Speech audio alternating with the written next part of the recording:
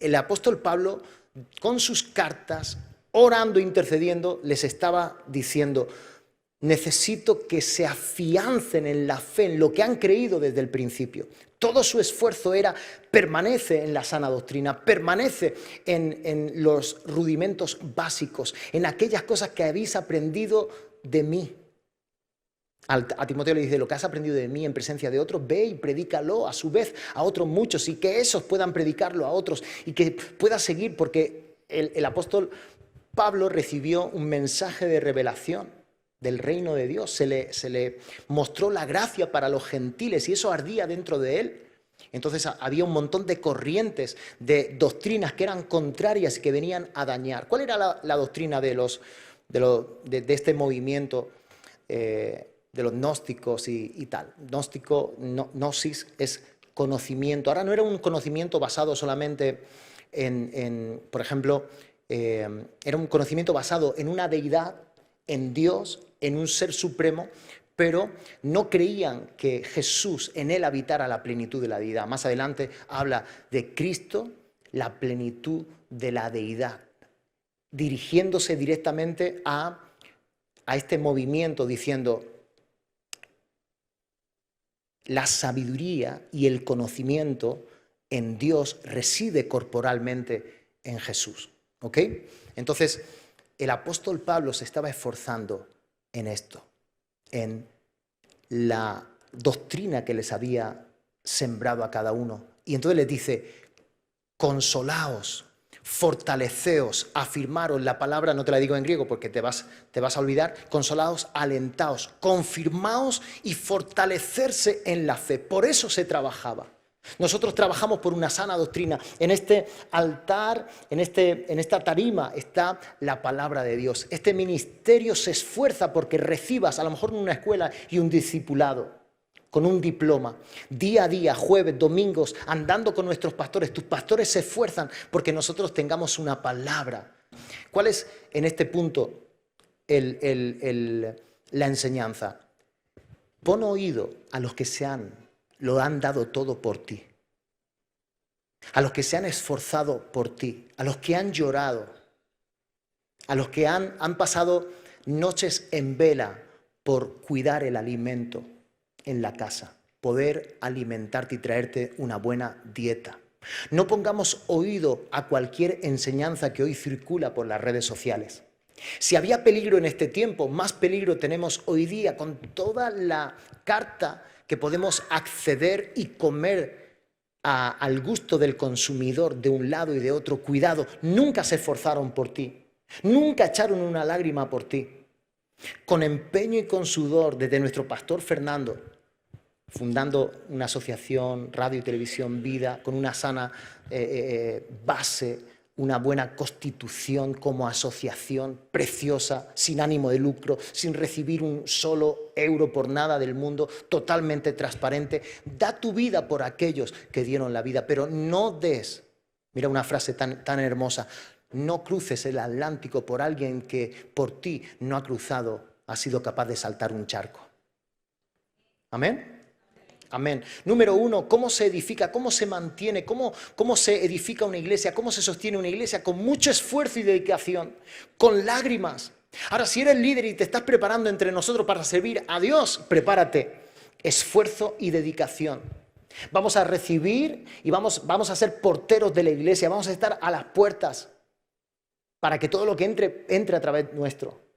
Igualmente, si Dios quiere traer un renuevo a la iglesia, entrará por los pastores. Si Dios quiere probar a la iglesia, probará el liderazgo, probará a la iglesia. Primero lo vive lo pastoral y después, si lo recibe y lo abraza lo pastoral, lo recibe la iglesia. Amén. Vamos. Número 2, la oración. ¿Cómo se sostiene la iglesia? En oración.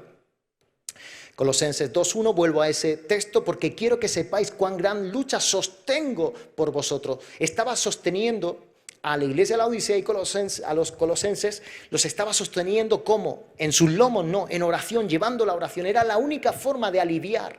Estando presos, sin poder ir allí y mirarles a la cara y decir, oye, ¿qué es lo que están haciendo acá? Esta gente que ha venido después de mí a edificar, que no ha dado su vida por la iglesia y está viniendo a a traer un fundamento equivocado, erróneo. Un mensaje basado en el anticristo. No creían en Cristo como una figura de la deidad, como parte de la Trinidad. Veían a Jesús como un profeta más. En él no residía el conocimiento y la sabiduría, sino que ellos apuntaban a algo, a un ser, a una deidad, ¿verdad? Todo lleno de ambigüedad, todo yendo hacia lo invisible, cuando el Verbo se había hecho carne. Y estaban desviando la atención de Cristo, como hoy día podemos ver muchos movimientos. Nos llevan a una imagen, a santos, a cualquier figura terrenal antes de pasar por Cristo. Y si es Cristo clavado en una cruz, pero no resucitado. Cuidado. Entonces, el apóstol Pablo, ¿cómo sostenía a la iglesia? Antes lo hacía en carne y hueso, con esfuerzo y dedicación, pero es que ahora lo estaba haciendo sin poder llegar a ellos, con mucha oración. Me imagino intercediendo, si no podía sacar el látigo y echar a esos merodeadores, salteadores, pues por lo menos oraba por ellos. Me imagino que los estaba bendiciendo. Yo no sé cómo oraba, pero lo que más le gustaría sería encontrarse y lidiar con el asunto cara a cara como buen pastor de esa iglesia. Era el único que tenía autoridad por cuanto se había esforzado por esa iglesia. Era el único que tenía autoridad para orar por todos ellos con dedicación, sosteniendo con lágrimas, con lloro, con mucha frustración, porque él era el que había sembrado, él era el que había fundado la iglesia en la sana doctrina, en la palabra. ¿Cómo libraba y sostenía? ¿Cómo lo hacía? En la oración. Era la lucha de la oración. Debe haber deseado ardientemente ir en contra de estas personas y solucionar todo. Sin embargo, al estar preso, el Señor lo llevó a orar. En muchas ocasiones nos vamos a encontrar que la única manera de sostener la iglesia va a ser a través de la oración, porque nos vamos a ver impedidos en muchos aspectos y solamente se va a poder desatar una bendición, o vamos a ser librados del mal llevando la oración, porque no vamos a tener humanamente posibilidades de ejecutar algo. Lo que no se puede hacer por uno mismo, hay que dejárselo a Dios. ¿Sí? Y eso es lo que hacía en vez de ser atendido por ansiedad, el apóstol Pablo, meterle una pastilla debajo de la lengua porque no podía hacer nada y llegar a estas ciudades, a estas iglesias, él oraba y él intercedía. Siempre habrán cosas en la iglesia que no podremos realizarlas a menos que oremos por ellas. Siempre el Señor dejará asuntos que sean de su incumbencia, que nosotros se los podamos sostener en oración, pero sea el Señor el que los tome y entonces los solucione. ¿Amén? Dame un amén. ¿Cómo en oración? ¿Y cuál era la lucha de Pablo? El conocimiento. Este conocimiento basado, como decía, veían a Cristo, estos gnósticos veían a Cristo como una emanación del Padre, compartiendo solo parte de los atributos divinos. En contraste, Pablo enfatizaba que Jesús es plenamente divino y posee toda la sabiduría y el conocimiento, mientras los gnósticos restringen el acceso al conocimiento a ciertos individuos selectos. O sea, eran hasta elitistas, eran personas que andaban con esas tretas humanas, dándolo a ciertas clases sociales privilegiadas. Le podían acceder ese evangelio basado en una deidad, pero no en Cristo Jesús. Lo estaban desviando a la iglesia. Entonces, apuntó firmemente el apóstol Pablo. Pablo resalta la deidad de Jesús y además explica que él posee toda la sabiduría y el conocimiento. Fíjate cómo lo dice adrede el versículo 2. Dice, para que sean consolados sus corazones, afirmados, unidos en amor, hasta alcanzar todas las riquezas de pleno entendimiento. ¿Te das cuenta? Riquezas de entendimiento, no si será conocimiento, pero en algo abstracto. Sin embargo, el apóstol Pablo apuntaba a Cristo y a Dios. Pleno conocimiento. Hay riquezas en Cristo. Dice, hasta alcanzar todas las riquezas a fin de conocer el misterio de Dios, el Padre y de Cristo. Y entonces añade a Cristo como receta, como medicina para poder paliar, para poder ir como un antibiótico a quitar ese virus que estaba entrando de sí, Dios, pero no aceptamos a Cristo aquí. Cuidado con las corrientes que pueden venir. Hoy día podemos ver algo muy parecido, corrientes conspiranoicas, donde he leído artículos que hablan acerca de poderes sobrenaturales dados por un ser superior, una deidad.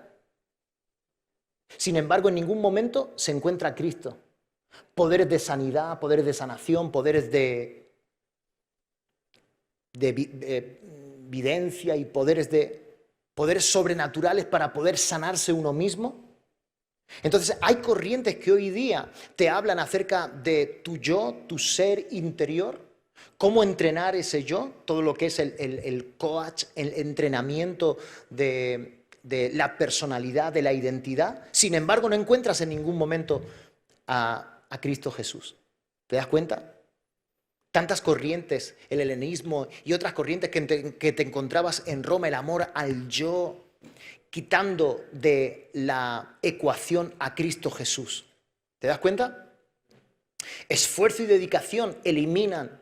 Esforzarse en la Iglesia como el fundamento, la palabra de Dios como Cristo Jesús, y la oración para poder batallar contra todo ataque que pueda venir a traer, a sembrar sobre la Iglesia, cualquier tipo de doctrina, o sobre las familias, o sobre nuestros mismos hijos. Yo cuido mucho. Mi hijo está en una etapa de entrenamiento en el club de verano del Real Murcia, Job, y entonces cuido con los coaches, con los que, ¿de qué te hablaron hoy? Quiero que le infundan sana doctrina, dentro de la Iglesia y fuera, porque nos pueden sembrar una bomba atómica, una bomba de relojería, que de repente empiecen a amarse más a ellos que a Cristo.